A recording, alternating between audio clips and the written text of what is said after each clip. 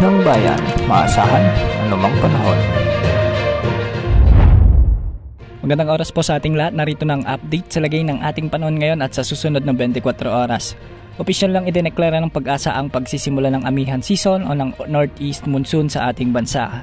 Indikasyon na ito na papalapit na ang Kapaskuhan sa Pilipinas dahil mararamdaman na natin ang malamig na simoy ng hangin na nanggagaling sa Siberia. Sa ngayon ay dalawang weather systems ang nakakaapekto ngayon sa ating bansa. Una na rito nga ay yung northeast monsoon at yung pangalawa ay yung easterlies.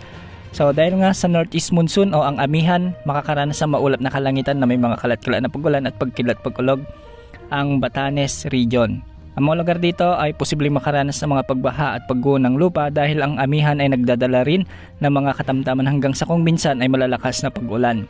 Samantalang sa bahagi naman ng Babuyan Islands ay ang shear line o yung salubungan ng mainit at malamig na hangin. Makakaranas ang Babuyan Islands ng maulap na kalangitan na may mga kalat-kalat na pagulan at may mga kalat-kalat ding thunderstorms. Samantala, dulot naman ng easterlies, makakaranas naman na maulap na kalangitan na may mga kalat-kalat na pagulan at pagkidlat pagkulog ang bahagi ng Caraga region at northern Mindanao. Maraming lugar dito ang makakaranas ng mga ganitong panahon, kaya posible rin ang banta ng pagbaha at pagguho ng lupa, lalo na kung may mga umiiral na katamtaman hanggang sa kung minsan ay malalakas ding pagulan. Samantala sa bahagi naman ng Bicol region, Eastern Visayas at Davao region ay magiging bagyang maulap hanggang sa maulap naman ang mga kalangitan na may mga isolated rain showers and thunderstorms. Dulot pa rin ito ng easterlies o yung mainit na hangin mula sa karagatang Pasipiko. Samantala sa Metro Manila at nalalabing bahagi naman ng ating bansa ay posible ang pag-iral ng mga pag-ulan dulot ng mga localized thunderstorms. Sa ngayon wala naman tayong namomonitor na panibagong bagyo na magbabantang posibleng pumasok sa ating area of responsibility